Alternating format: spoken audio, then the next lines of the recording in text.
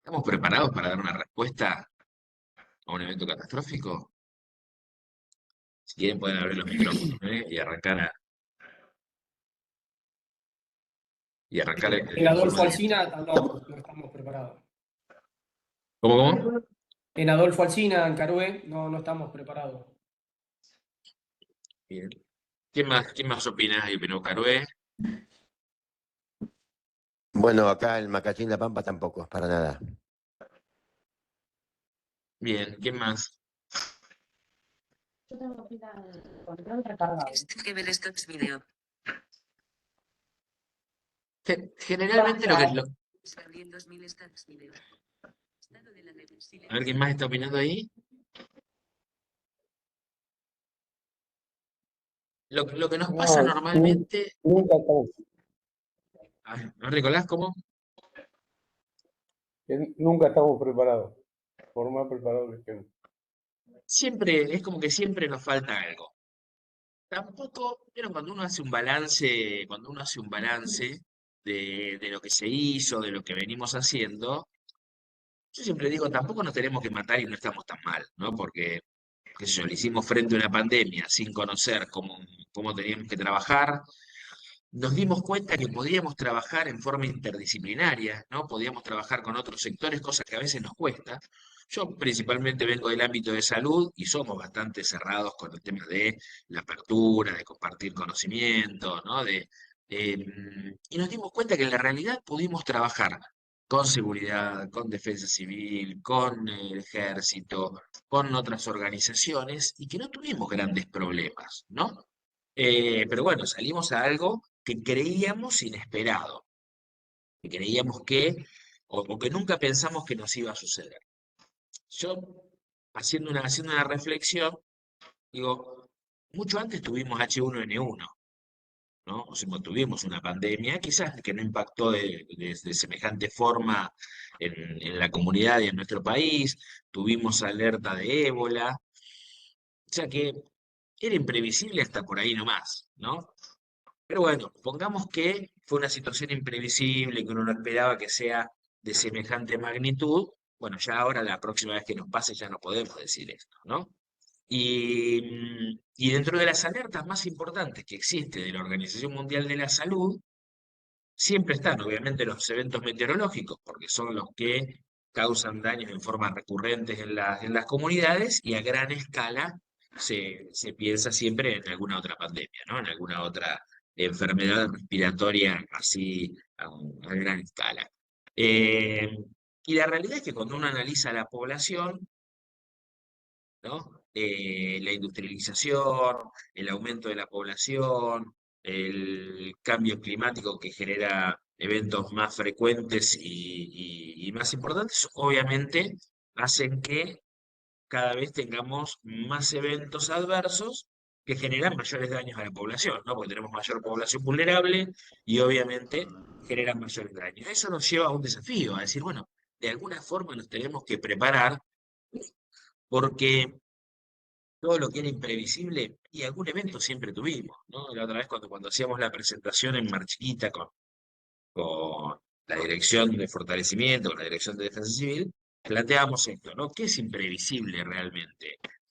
Como Cromañón fue imprevisible y fue un evento tremendo, muy duro, muy difícil, pero habíamos tenido Kevis antes, ¿no? Habíamos tenido ya una discoteca que había pasado algo similar, ¿no? Eh, y con los tornados nos pasa lo mismo, y con las inundaciones nos pasa lo mismo, y con todos los eventos que nos pasan, nos suele pasar lo mismo, que generalmente tuvimos algún evento antes que de alguna u otra forma tuvo un impacto en nuestra comunidad. Entonces, nosotros decimos que hay un ejercicio que deberíamos hacer, que es pensar en el índice de preparación para el desastre, ¿no? ¿Qué realmente o cómo estamos preparados? Porque una vez se piensa que es solamente el plan. Y decimos, escribimos el plan, todos lados hay planes. Ahora, ¿realmente ese plan es aplicable? ¿Realmente lo evaluamos? ¿Pudimos corregirlo? ¿Lo simulamos? ¿Alguien de afuera lo evaluó o lo evaluamos nosotros solos? Todos los actores que nosotros pusimos que van a estar involucrados en ese plan, ¿conocen el plan? Y generalmente nos pasa que alguna de esas cosas no lo tenemos hecho. Por otro lado, sería maravilloso que ese plan esté avalado y esté autorizado por los organismos, ¿no? En el municipio, el Consejo Deliberante o las autoridades municipales, la Defensa Civil Provincial. Si no, es un plan que me gusta a mí, ¿no? Durante muchos años, nosotros en salud, y lo seguimos haciendo, a veces hacemos planes que a nosotros nos encantan, ¿no? Pero la realidad es que son muy poco viables, son muy poco aplicables, no todo el mundo los conoce, ¿no? Entonces eso no es un plan. Nosotros a eso lo llamamos el síndrome del plan de papel, ¿no? Un plan hermoso, inaplicable porque nadie lo puede hacer. Pero además, queremos copiar planes majestuosos o importantes o agregarle cosas, ¿no? Porque queda lindo agregarle cosas a los planes. Y después yo tengo una comunidad de 30.000 habitantes. ¿Por qué voy a hacer un plan como el de la ciudad de Buenos Aires, o como el de la ciudad de La Plata, o como el de Bahía Blanca, si yo tengo otros recursos, tengo otros efectores, tengo otros actores? Entonces, uno debería hacer este ejercicio del índice de preparación para desastre para ver a dónde estamos parados para arrancar, ¿no? Eh, Algo que no sea subjetivo, sino que algo que sea realmente concreto para empezar a trabajar, ¿no? Y eso no es ni más ni menos a veces que un formulario de Excel pensando en, che, vamos a evaluar nuestras capacidades, dónde estamos parados, si tenemos los marcos legales, los marcos normativos, si tenemos procedimientos, si tenemos protocolos. Eso nos lleva a ver hacia dónde vamos y qué deberíamos hacer, ¿no? Y luego, obviamente, pensar en planificar, que ese es el desafío. Acá, Vanessa, junto con el resto de las autoridades de defensa civil, nos puso una vara que me parece que es un desafío, me parece que es bastante grande, pero me parece que debe ir por este camino, ¿no? Que es animarnos a planificar. Porque uno no puede, primero no puede gestionar lo que no se conoce, ¿no? Eh, y tenemos que planificarlo, porque no puede ser que demos respuesta y que de casualidad muchas veces nos vaya bien, ¿no? Eh, yo la otra vez conté una anécdota y creo que voy a plantear la misma. Inundación de Santa Fe, no sé si recuerdan, hace muchos años, hospital recién inaugurado de niños de Santa Fe, inundado, ¿no? Resultado, no se murió ningún chico. Y bueno, somos unos fenómenos. No, no somos unos fenómenos. No se murió ningún chico de casualidad. Porque no estaba lleno, porque no había tantos chicos, porque no fue bien de casualidad. Eso no significa que si se inunda de nuevo, no se vayan a morir chicos, ¿no? Se perdió todo el equipamiento, pero bueno, no se murió ningún chico. Entonces, un poco es el desafío de planificar para gestionar. Porque si no, nos va bien a veces y eso no significa que le vaya bien a la ciudad. Eh, Obviamente que uno pensando en la gestión de riesgo de desastres, que es lo que nos lleva y nos involucra, uno debería pensar en tener un buen mapa de riesgo, ¿no?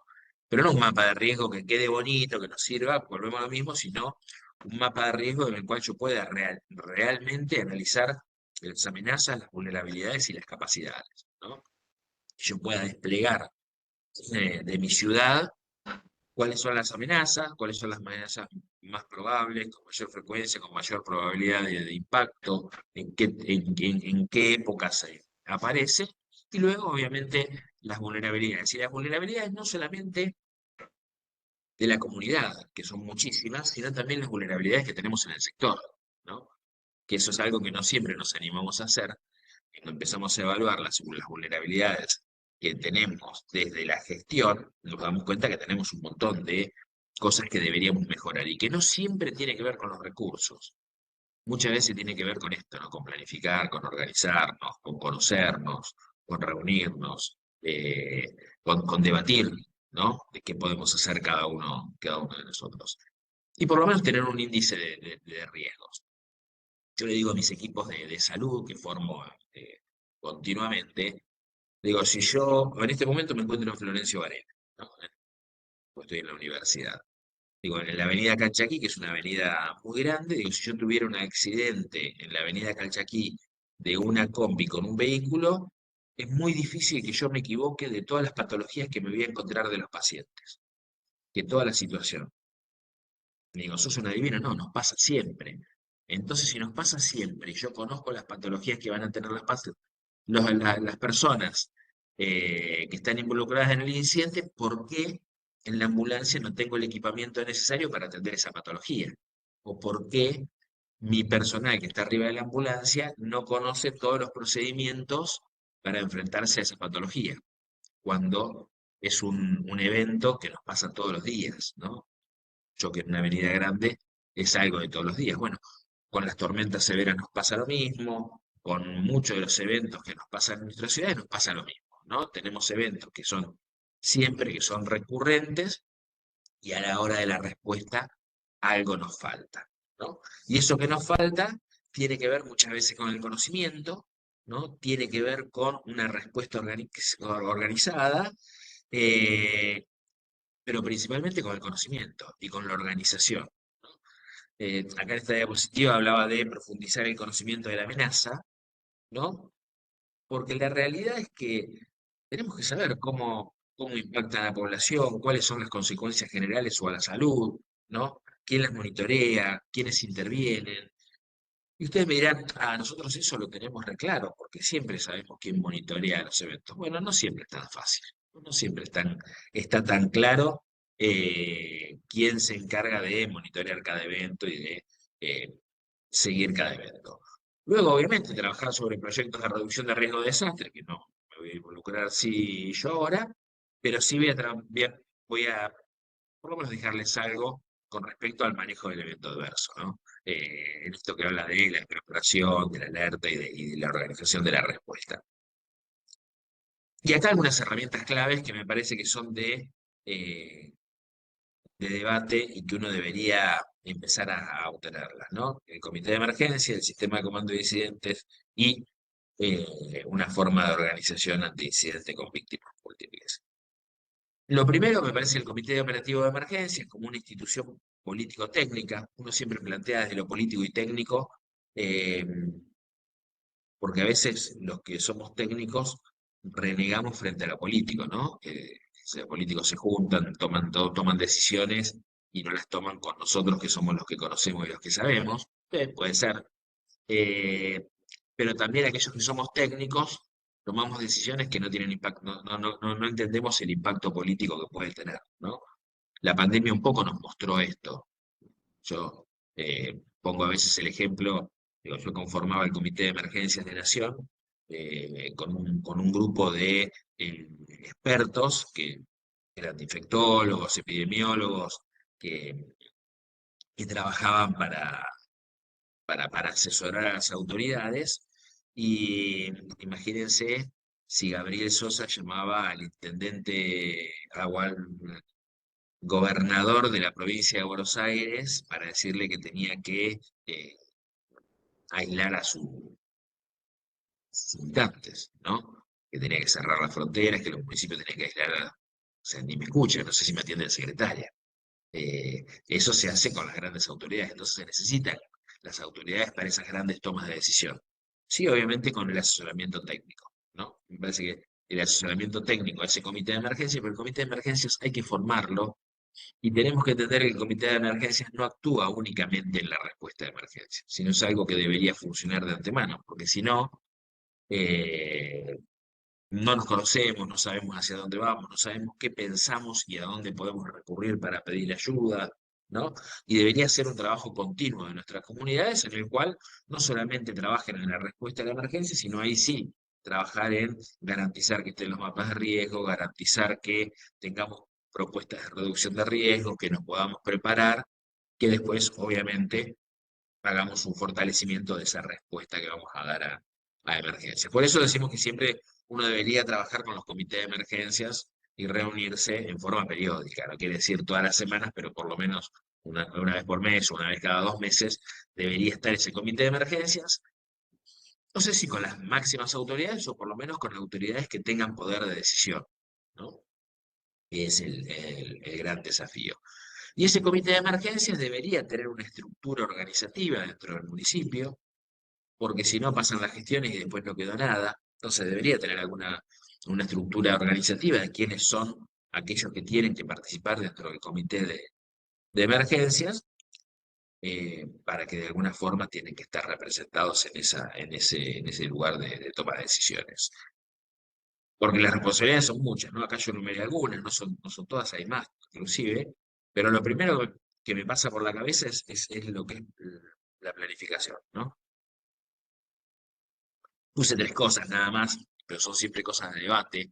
Eh, yo vivo en la ciudad de La Plata, yo vivo en la ciudad de La Plata tenemos inundaciones, no solamente la del 2013, sino que tenemos inundaciones en forma recurrente, siempre.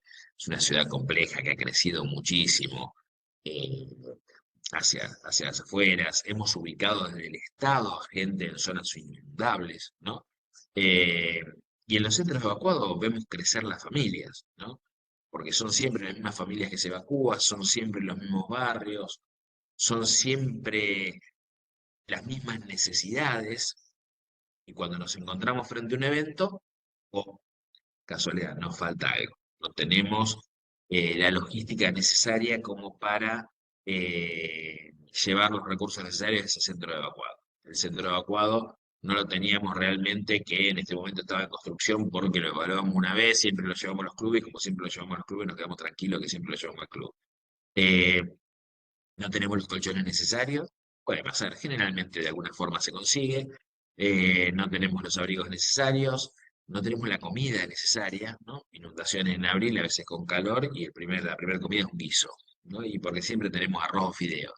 Y no siempre está bueno, ¿no? Y la parte de logística termina siendo un caos cuando nosotros no tenemos bien organizado un sistema de bodegas, un sistema de galpón, puede ser, o de depósito, donde vamos a administrar los recursos que llegan, y si tenemos donaciones, la inundación de La Plata fue un caos con el tema de las donaciones, porque llegó un momento que no sabíamos dónde poner las donaciones, se abrió una universidad y terminó siendo un caos también, porque no estaba organizado. Bueno, esas cosas uno debería tenerlas por lo menos planificadas, ¿no? El área de logística no es un tema menor, porque aparte después consumimos las cosas y no las preparamos para reponerlas, cosa que también somos bastante débiles en ese tema. Por otro lado, la organización de los centros evacuados. Hoy no nos podemos permitir improvisar dentro de un centro de evacuados. En muchas de nuestras ciudades nos quedamos tranquilos porque el comedor de fulano se encarga siempre porque van y si ese día están inundados y no van, o si justo ese día pasó el tornado por ahí y no están, y si justo el evento que nosotros teníamos pensado pasó y generó daños en mi comunidad que ni siquiera puedo afectar a mi defensa civil, nunca me relacioné con el de al lado, nunca me relacioné con el vecino que podía quizás darme una mano con esta cobertura, ¿no? Y por otro lado, los sectores de salud, ¿no?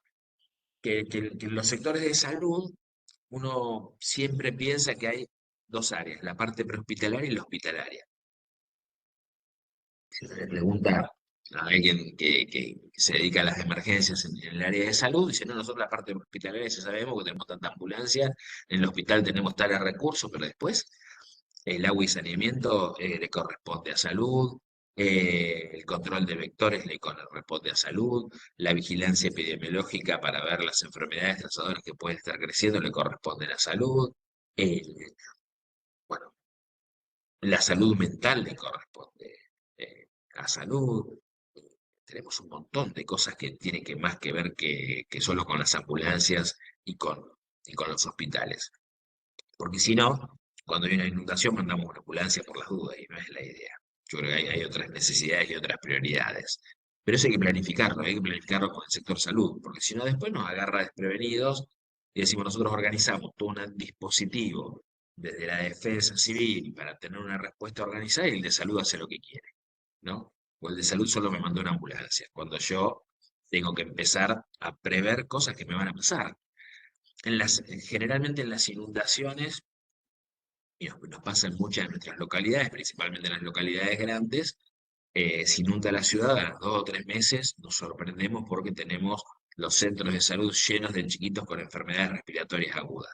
Y no es casualidad, eso es propio de la inundación, propio de la humedad, propio del tiempo, que obviamente vamos a tener muchos más chiquitos con enfermedades respiratorias agudas, como un montón de enfermedades que a veces pasan, y eso a veces por no intervenir en esos primeros minutos. Pensamos que solo con darle un folleto a las familias para que vea cómo tienen que desinfectar la comida, la ropa, cómo tienen que ponerle 2 gotitas de lavandina al agua y con eso solucionamos el problema y no siempre es tan sencillo, ¿no? La realidad es que y nosotros a veces leemos esos folletos, menos una comunidad, una familia que estuvo inundada y que no sabe un montón de factores que uno debería tener de cuidados en el hogar, ¿no? No solamente en el llegar, en controlar las instalaciones eléctricas, la estructura, sino también el lavar los utensilios de cocina, no consumir nada que haya estado en contacto con inundación, bueno, un montón de cosas que no solamente se resuelven con un folleto.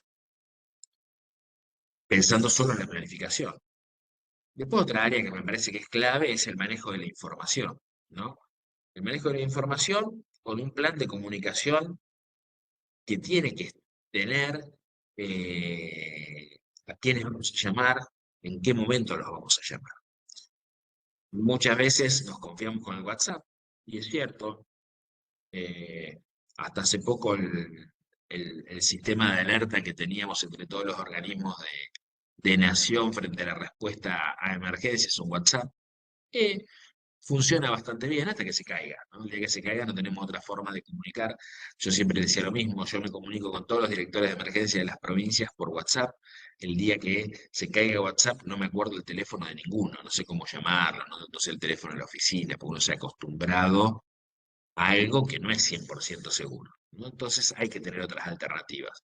Parece que nos tenemos que dedicar el tiempo a armar un buen plan de comunicación, que no me voy a meter en el tema porque después Claudia va a hablar puntualmente otro día de esto, y después, bueno, homologar un procedimiento de recepción, de categorización y de cuándo es necesario activar el comité de emergencia, ¿no? Dentro del manejo de la información y cómo vamos a administrar la información que llegue del territorio para la toma de decisiones. Y en la toma de decisiones hay que debatir en el municipio y en el local quién lidera, ¿no? Hay que debatirlo y cuáles son las funciones del líder y cómo podemos hacerlo. Si vamos a adoptar el sistema similar a el sistema de comando de incidentes, en el cual uno puede tener un mando unificado, puede ser, pero bueno, hay que decidirlo. Y eso no se decide de arriba para abajo. Puede ser, no siempre funciona. Creo que hay que llegar a un consenso, reunirse y llegar a un consenso, decir, bueno, de acuerdo al evento, quién va a liderar el evento y cómo lo va a liderar y cuáles son las funciones que va a tener ese líder. Y luego, obviamente, ya puntualmente trabajar sobre la respuesta, sobre los procedimientos, sobre los protocolos. Y si uno tiene el desafío de tener un comité operativo de emergencia que funcione siempre, habría que pensar en esa evaluación de capacidades locales para fortalecerlas, ¿no? Hay algunas ciudades grandes que tienen equipos de voluntarios para evaluar los balcones y los árboles que pueden caerse. Bueno, está bueno, digo, porque me puede dar información para reducir el riesgo, ¿no? de la población, o que pueda observar o tener información sobre las calles, las avenidas, los lugares de circulación. Sí, es un trabajo del día a día, ¿no? Que uno debería tenerlo eh, de alguna forma garantizado en algún sector. Yo siempre planteaba en algunos municipios algo, tenemos un montón de cooperativas trabajando en los municipios, haciendo un montón de actividades. Ahora, si el servicio meteorológico me envía una alerta temprana en el cual va a venir una tormenta severa, yo podría cambiarle el rol y la función y qué sé, despejar las bocas de tormenta, ¿no? Por ejemplo, tener alguna función diferente a la que estaban haciendo, porque me parece que es importante. Bueno, eso tiene que ver con la acción local. Y después tener un lugar donde poder administrar esa información y donde poder trabajar como el comité de emergencias. Ningún lugar se puede trabajar si no lo tenemos preparado, no lo tenemos organizado, si no tenemos los recursos necesarios. Esa imagen que está ahí es en realidad la sala de situación que armamos en el Ministerio de Salud de Nación para la pandemia. Hermosa, espectacular, gigantesca, ahí teníamos todos los datos de todo cómo iba creciendo el virus a nivel internacional, nacional, las camas de terapia intensiva, teníamos el botón rojo para la alerta cuando había superado la capacidad de respuesta de algún hospital, había gente de todas las áreas, ahí la compañía de Dirección Nacional de Emergencias, un lugar espectacular que se armó en el momento porque no existía y hoy ya no existe más, y se desarmó, ¿no? Decís, ¿hoy qué hay? Nada, habría que armarlo de nuevo. Bueno, no es la idea, no es necesario tener semejante sala solo cuando tenés un evento importante. Uno puede tener algo chico en una oficina, pero sí tenerlo preparado, con los recursos informáticos, con la información, un lugar de reuniones donde podemos reunirnos y tomar decisiones. Creo que es necesario pensarlo, ¿no? Es necesario pensarlo y decirle, este va a ser nuestro lugar de reunión, acá nos vamos a reunir si pasa algo en la ciudad, acá nos vamos a reunir si tenemos un próximo evento y no salir a las corridas a armar algo que no, que después no sabemos para qué sirve, ¿no? Y después, algunas cosas que las hemos armado mil veces, las hemos discutido mil veces, hemos dado clases mil veces, pero no las tenemos protocolizadas y no las tenemos claras en el momento del incidente. Cada uno pide ayuda y pide apoyo a las provincias, a la nación, o a otros municipios, sin tener claro en qué momento tenemos que pedir y qué podemos pedir y cuál es la información que ese organismo necesita.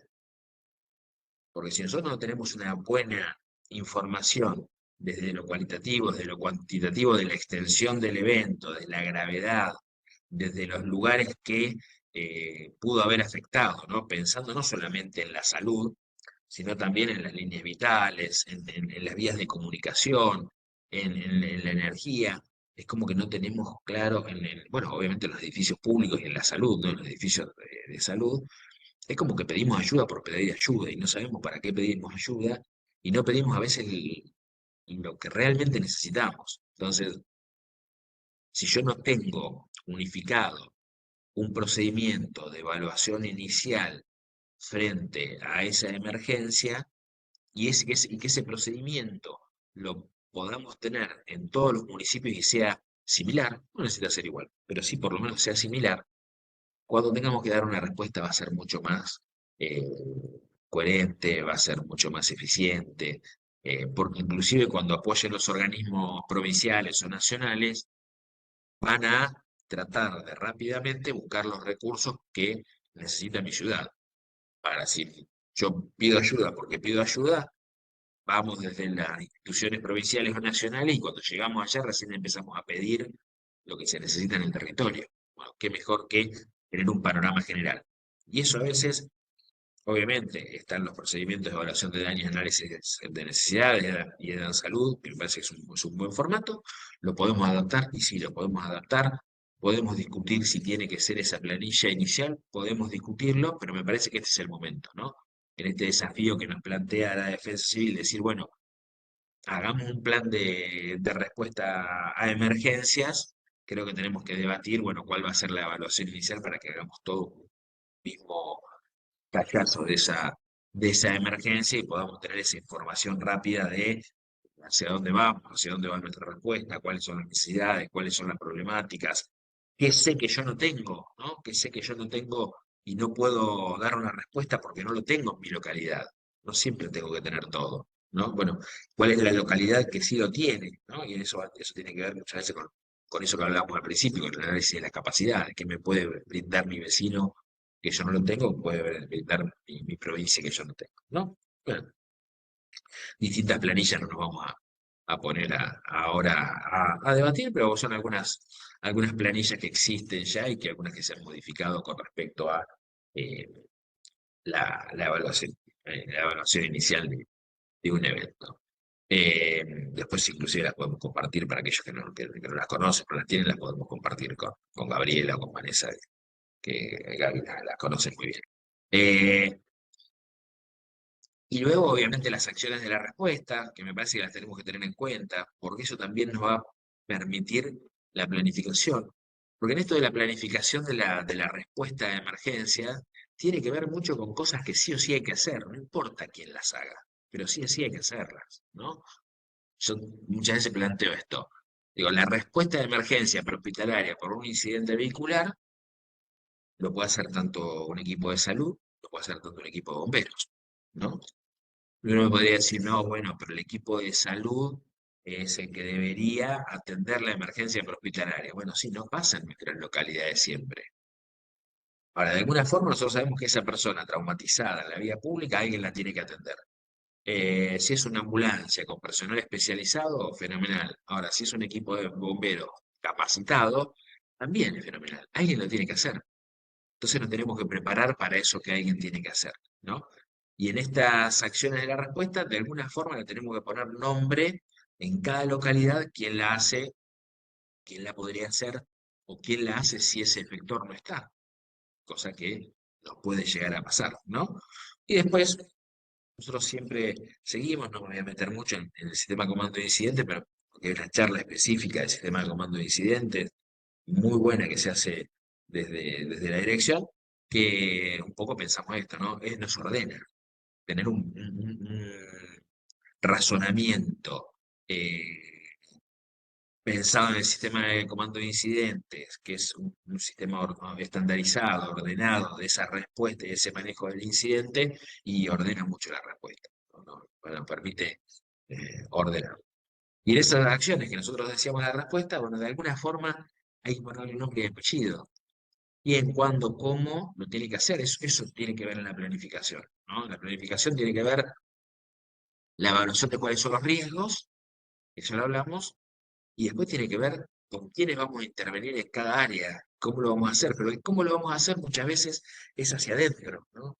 Yo no me voy a poner desde el plan municipal de emergencias a decirle cómo tiene que atender el médico un traumatismo de tórax en la vía pública. No me voy a meter en ese tema.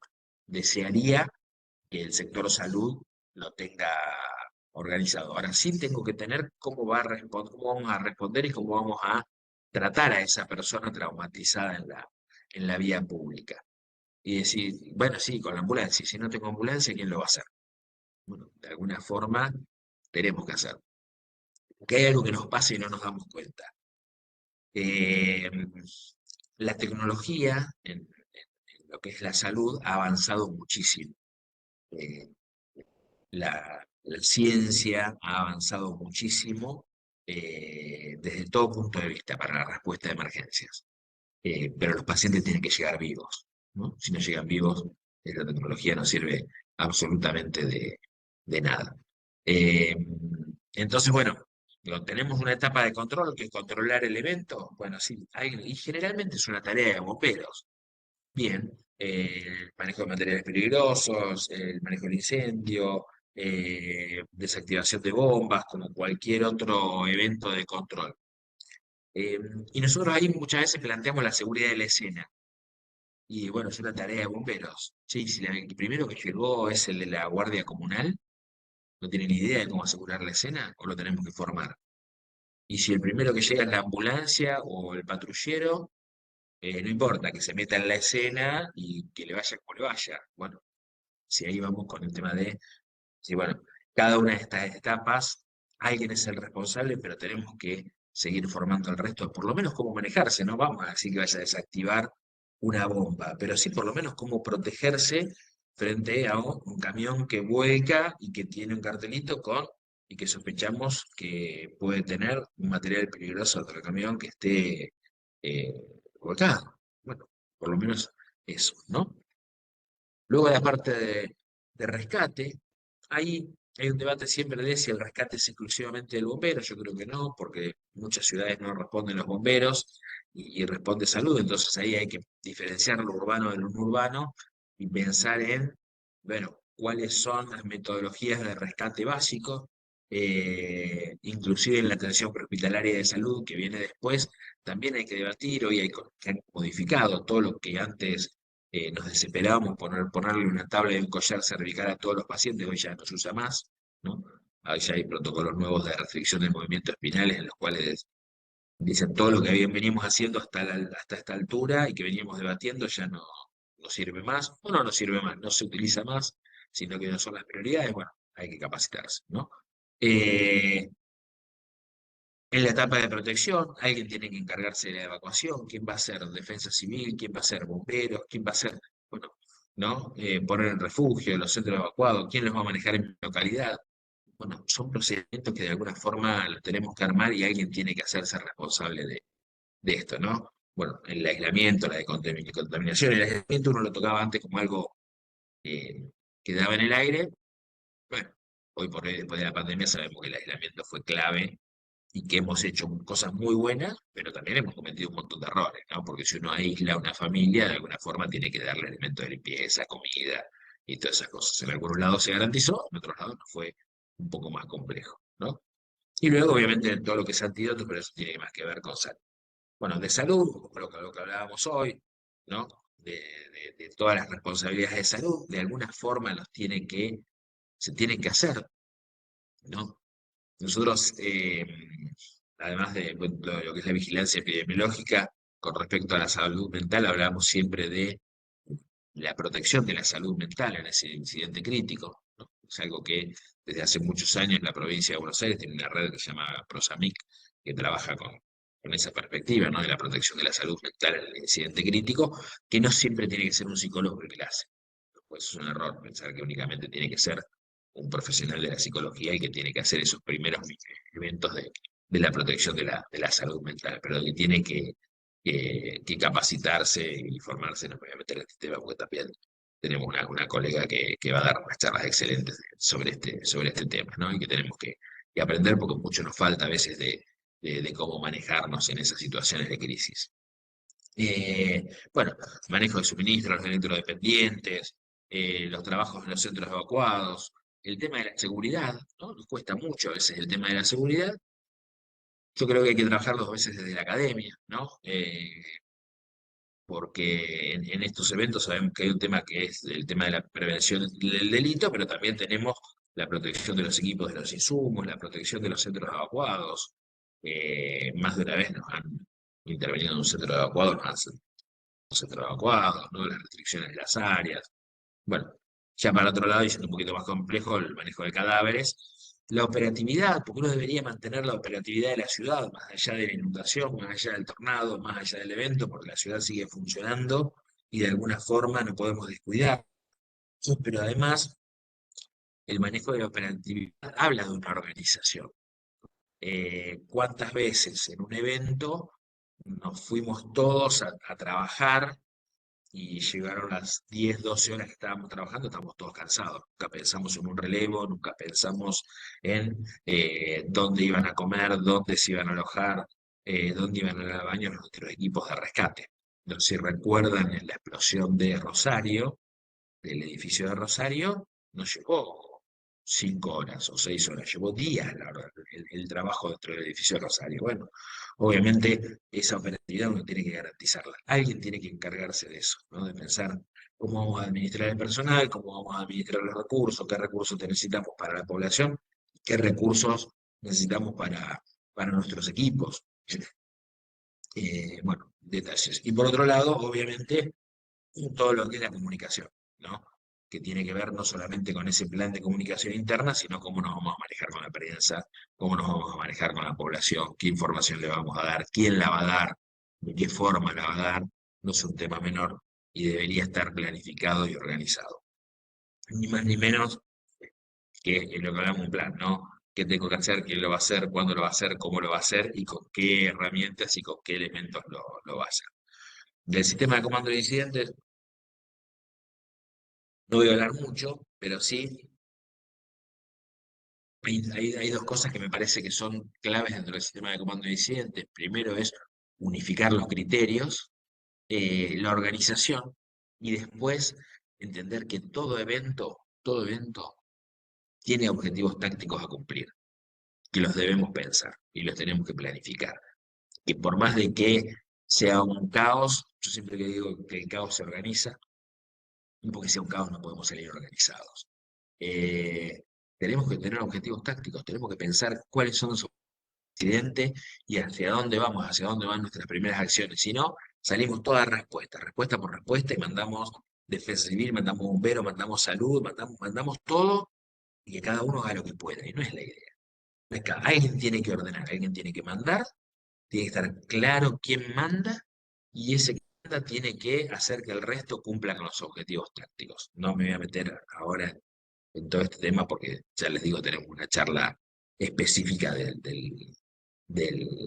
plan de acción del incidente y del sistema de comando de incidentes, que nos parece que es muy importante capacitarse en esto y capacitar a nuestras fuerzas. Y ojo, La capacitación del sistema de comando de incidente no es exclusivamente a los bomberos, y eso también es un desafío nuestro que tenemos, ¿no? La capacitación del sistema de comando de incidente tiene que tenerlo el resto de los organismos, porque si no tengo un equipo de bomberos que trabaja pensando en el sistema de comando de incidente, pero el de salud llega y hace lo que se le da la gana, ¿no? Y después llega policía y hace lo que se le da la gana, y no es la idea. Hay que bajar la línea, hay que convencer de que la forma de trabajo es esta. Hay que convencer de que el que llega después tiene que ponerse a la orden de alguien que ya está mandando, porque ya evaluó la escena, porque ya sabe hacia dónde vamos, ya sabe lo que hay que hacer, eh, y hay que trabajarlo. Bueno, obviamente no es fácil, pero hay que trabajarlo. Yo siempre digo algo, para mí el mejor sistema de emergencias es aquel que logra un consenso entre todas las organizaciones para dar una respuesta. eh, es el mejor sistema. Hay grandes sistemas, pero de los grandes, de los importantes, de ciudades muy ricas, con muchos recursos, en el cual los bomberos no se hablan con el sistema de salud, ¿no? Y entonces, digo, no podemos tener una respuesta apropiada. Capaz que en la tele vemos que la respuesta es espectacular y porque llegan helicópteros, pero la realidad es que es un caos la respuesta porque los bomberos con el sistema de salud están peleados. Yo prefiero un sistema en el cual el jefe de bomberos, el secretario de salud, el director de defensa civil se puedan reunir y decir, bueno, che, con lo que tenemos, ¿qué hacemos? ¿Cómo nos organizamos? Bueno, ¿cómo damos una respuesta? Porque el municipio es nuestro y la población es nuestra. Entonces, tenemos que llegar a un consenso, por más de que nos cueste dejar los egos de lado y decir, bueno, nos tenemos que reunir y tenemos que tratar de trabajar con nuestras fortalezas y con nuestras debilidades, ¿no? Porque también tenemos que ponerlo en la mesa.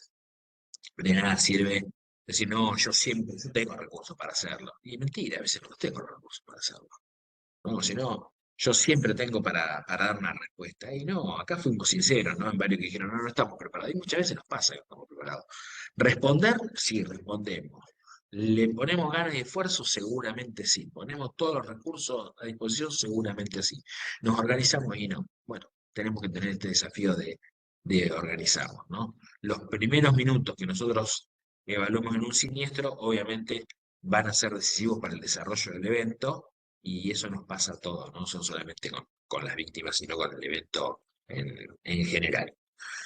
Y luego tener obviamente un plan de manejo de la escena que no siempre está protocolizado, no siempre se trabaja de la misma forma. Y yo les podría decir que, volviendo a lo mismo, tenemos un montón de tecnología y en las grandes ciudades, o sea, eso no es necesario en el interior ni pensar en la ruta, con lo cual en la ruta tenemos otra complejidad que es la distancia, que es la falta de comunicación, pero en las grandes ciudades donde tenemos un montón de hospitales, los pacientes tardan muchísimo en llegar a los hospitales, dan vuelta arriba de las ambulancias, no se rescatan como corresponde, no se establecen prioridades como uno corresponde, no hay una estrategia lógica frente a la respuesta de la emergencia. Bueno, son cosas que tenemos que hacerlas, ¿no? Hay que tener una decisión de decir, bueno, ¿cómo vamos a manejar un escenario de emergencia en mi localidad pensando en una multiamenaza? Porque obviamente lo podemos pensar en el accidente de tránsito, podemos pensarlo en el incidente de tránsito, pero también podemos pensarlo en una inundación, podemos pensarlo en un tornado, ¿no? Dentro de los eventos que nosotros tenemos normalmente, una vez es medio sanguinario, ¿no? Pero yo digo, es mucho más fácil resolver un choque de micro que un tornado, ¿no? Y vos decís, no, una locura. Bueno, pero el choque de micro lo tenés en un solo lugar, tenés 50 víctimas y sabés lo que tenés que hacer. Un tornado tenés toda la ciudad afectada con víctimas por todos lados, en el cual no te alcanzan los recursos, no te alcanzan las ambulancias, no te alcanzan los bomberos, no te alcanza la defensa civil. Tenés que poner prioridades en algo que no sabés cómo fue realmente el impacto. En el choque de micro lo tenés ahí. Es como que el primero que llega si tiene, y tiene criterio y sabe cómo manejarlo hasta ahí. Bueno, eso hay que organizarlo, hay que ordenarlo. Bueno, ¿qué pasa si tenemos un incidente vehicular? ¿Qué pasa si tenemos otro evento en el cual tengamos que manejar la escena, ¿no? Y el manejo de la escena no es tan sencillo porque es crítico, porque hay víctimas, porque aparecen problemas de seguridad, porque aparecen riesgos, ¿no? Pero bueno, hay que tener una estrategia. Volvemos al sistema de comando de incidentes como algo desafiante. Y para ir un poco completando esta idea, esa diapo, los que me conocen saben que la pongo siempre, la de arriba, ¿no? Que es la organización prehospitalaria, la organización hospitalaria y una forma de trabajo en un escenario de emergencias. Está buenísima la imagen, eso era en 1970, ¿no? O sea, es una diapositiva que ya en 1970 dijeron, hay que tener una noria de control del tránsito, hay que tener un espacio de búsqueda y rescate que tiene que estar delimitado, alguien tiene que mandar, hay que tener una organización de triage y estabilización de las víctimas, el hospital tiene que tener un plan de emergencias, bueno, nada de eso pasa, ¿no? Y ni hablar si vamos a los hospitales, ¿no? Si vamos a los hospitales, a ver qué hospital tiene un plan de emergencia. Bueno, desafío para futuro en nuestras localidades. Muy pocos lo tienen. O algunos lo tienen escrito y no es aplicable. Bueno, cosas que debemos organizarlas y que tenemos que pensarlas, ¿no? Y que tenemos que capacitarlas. No solamente lo que es la seguridad de la escena y la búsqueda de rescate, sino el tema de las medidas salvadoras que podamos hacer con esas víctimas. Entendiendo que esa medida salvadora no la tiene que hacer solamente el de salud. La medida salvadora la puede hacer el bombero, la puede hacer el de defensa civil, la puede hacer el de la guardia comunal. Y si no la hace el de la guardia comunal que llega primero, no la hace el policía que llega primero, el paciente se muere. Entonces, todo un sistema que nosotros organizamos para salvarle la vida a una persona se destruyó porque el policía no sabía que una hemorragia exsanguinante tenía que hacerle un torniquete para salvarle la vida. Bueno, pequeños detalles de la organización de la escena, ¿no? Y después, obviamente, todo lo que es avanzado en cómo categorizar las víctimas, que ya corresponde más a lo que es bomberos y salud, pero bueno, hay que formarse y hay que capacitarse.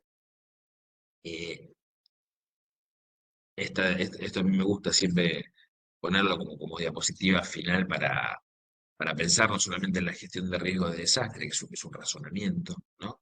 Es el mundo que hemos creado, es un proceso de nuestro pensamiento, no podemos cambiar sin cambiar nuestra forma de pensar, y a veces tenemos que cambiar nuestra forma de pensar para pensar que la gestión integral de riesgo es eso, ¿no? Es integral, es participativa, es con la comunidad, es con todos los efectores, con todos los actores de los servicios de emergencias, es con los expertos y con la política. O sea, es algo que debemos hacerlo entre todos y ese es nuestro gran desafío, armar un plan de emergencia futuro que sea aplicable con los recursos que tenemos, con las capacidades que tenemos y con los actores involucrados que podemos tener en cada una de nuestras localidades. Que sea simple, que sea sencilla, pero que realmente dé una respuesta más eficiente y más eficaz a emergencias que tenemos nuestra población en forma recurrente. Y ahí paro, si quieren, para opinar. Y bueno, me gusta hablar.